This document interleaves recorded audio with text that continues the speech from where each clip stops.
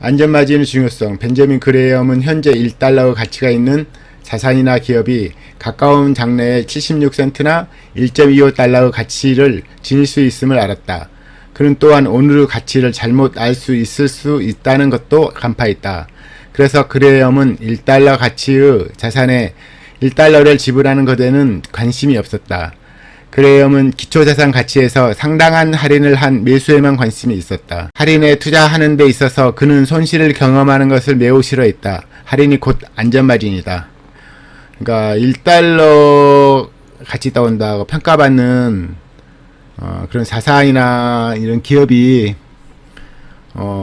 장래에는 더 낮은 가치나 높은 가치를 지닐 수 있을 수도 있다는 거죠. 그래서 오늘 가치를 판단해서 잘못 판단할 수 있다는 거죠. 그래서 리스크가 있으니까 1달러 자산이라 평가하는 걸 1달러 지불하는 건 관심 없고 훨씬 낮은 가격, 그래서 이제 상당한 할인을 한 매수에만 관심이 있다는 말을 한 거고요. 그리고 이제 할인에 투자하는 데서 손실 경험하는 걸 매우 싫어했기 때문에 많이 할인, 이제 저가 매수를 말한 건데, 저가 매수 하는 게 보통 안전마진 확보한다는 길한 것을 간파한 거죠. 벤저민 그레이엄은. 투자는 과학적인 만큼 예술적이기 때문에 투자자들에게는 안전마진이 필요하다. 안전마진은 기초자산 가치로부터 충분한 할인을 한 가격에서 매수를 통해 확보되는데, 이는 복잡하고 예측 불가능하며 급변하는 세상 속에서의 인간의 실수, 불행, 극심한 변동을 극복하게 해준다. 그레이엄에 따르면 안전마진의 폭은 항상 지불한 가격에 좌우된다. 어떤 증권에 있어서도 어떤 가격에서는 안전마진이 크고 좀 더 높은 가격에서는 안전마진이 작아지며 보다 높은 특정한 가격에 이르면 안전마진은 없어진다. 그러니까 투자라는 것은 이게 과학처럼 딱딱 떨어진 게 아닌 예술적인 부분이 있기 때문에 충분한 안전마진을 확보하는 게 필요하다는 그런 말씀을 한 거고요.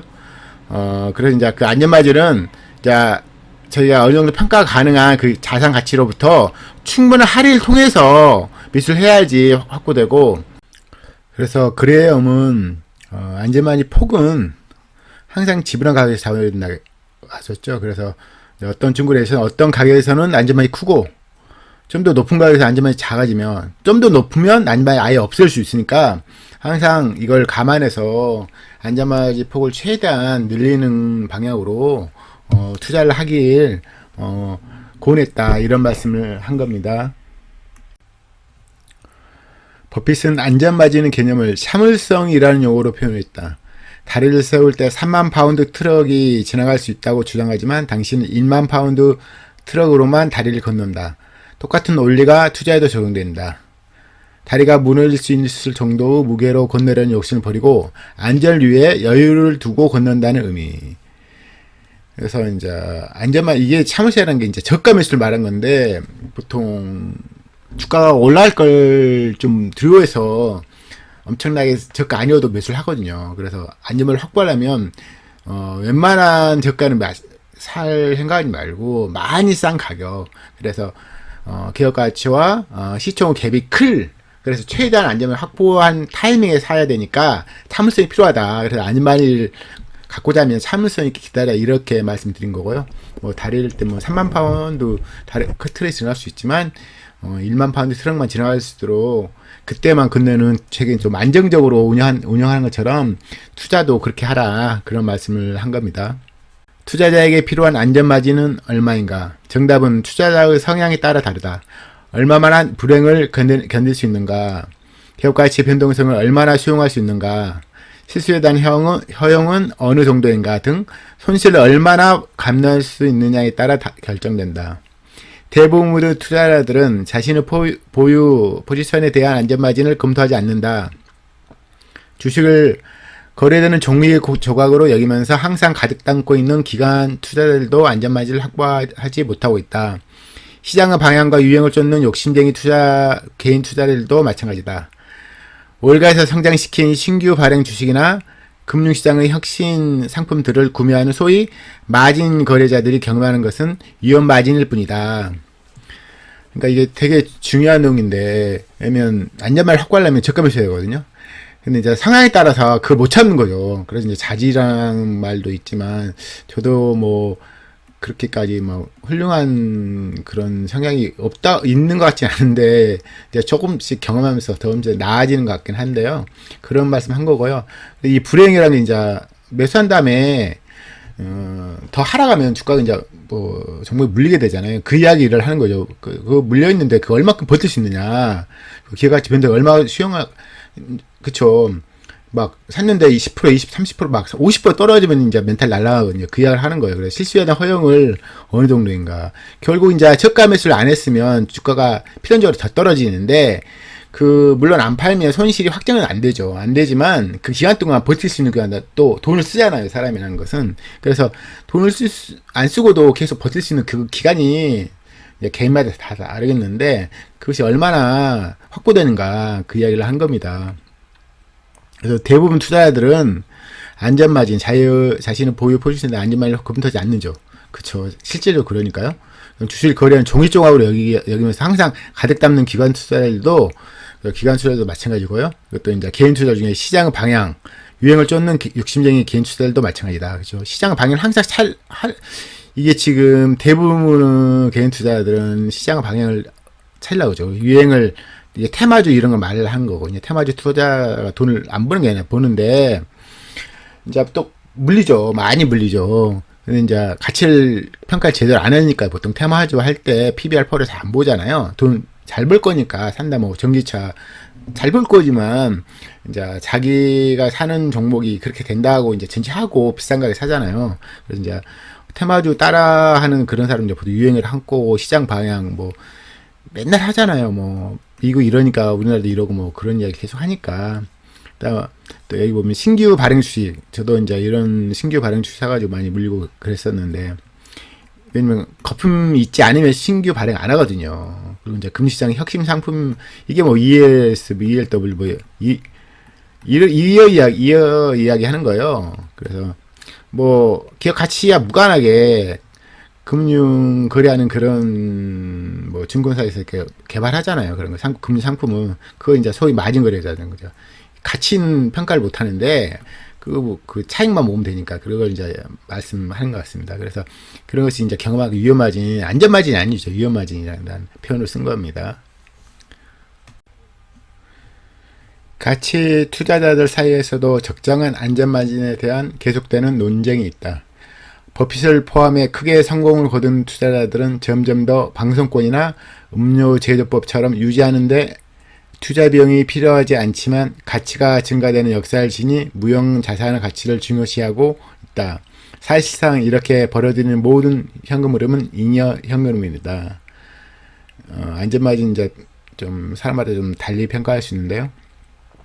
이제 버핏 같은 이제 그런 부류도 이제 무형 자산을 말씀한 거예요. 방송권이나 음료 제조권 이것이 이제 유형자산 아니 무형자산으로 치는데 투자비 이제 추가로 필요 없죠. 근데 가치는 증가하니까 그래서 무형자산 가치는 중요시하고 있다. 그래서 이제 이걸로 해서 버는 현금 흐름은 잉여 현금이라고 장부상으로 기재되죠.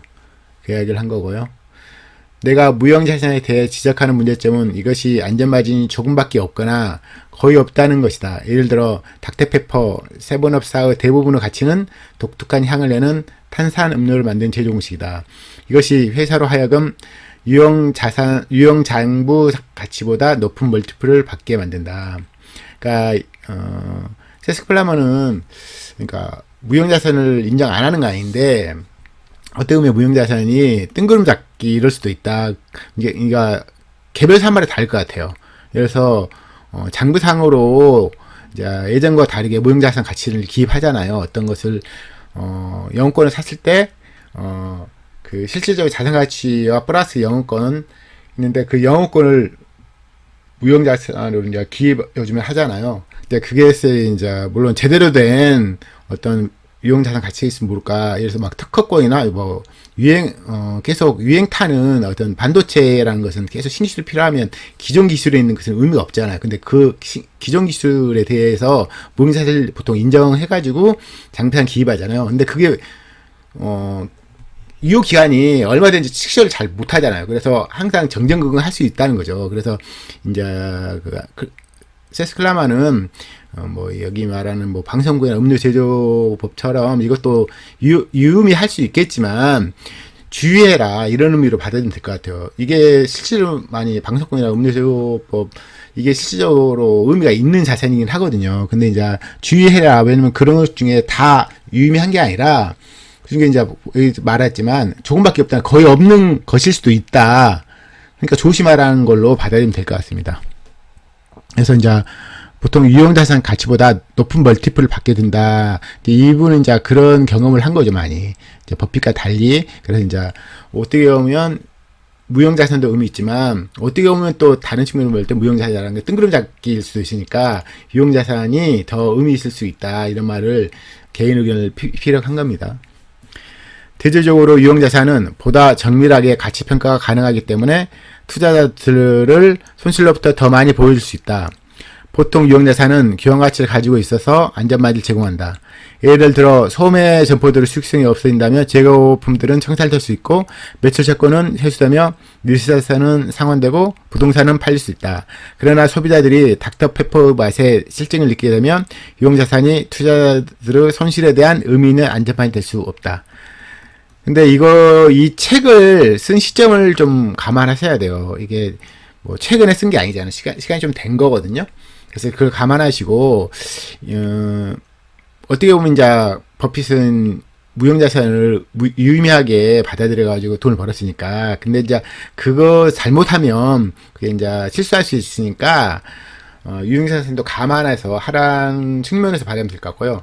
지금 현재 이제 세스플라는 의견을 제가 잘 모르겠는데 이 책 쓴 시점에는 아마 안 좋은 경험을 하신 것 같아요. 그래서 어떻게 보면 유형자산을 어떻게 가치평가가 오히려 가능하다 더. 근데 이제 굳이 따지면 이래서 제조업에서 제조업 같은 경우는 이제 그게 가능한 건데 이제 개별 산발에 다르죠. 어떤 기업은 그게 이제 실질적으로 장부상으로 뭐 1,000억인데 실제 가치는 막 100억일 수도 있잖아요. 그래서 유형자산이 꼭 가치평가가 다 가능한 건 아니거든요, 솔직히. 이게 장부상으로는 가치 있지만 실질적으로는 가치가 훨씬 적을 수도 있으니까 여러 가지 사안을 감안하셔야 되고 개별 사안마다 다를 수 있다는 것을 평가하셔야 되고요. 저희가 이제 버핏에 너무 이제 추정하다 보니까 무형자산만 볼 게 아니라 유형자산도 감안하는 이렇게 받아들이면 될 것 같습니다.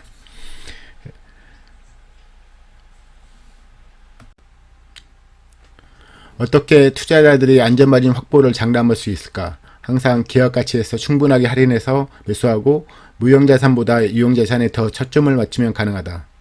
이것이 가치 있는 무형자산을 가진 기업에 대한 훌륭한 투자 기회를 부인하는 것을 뜻하지는 않는다.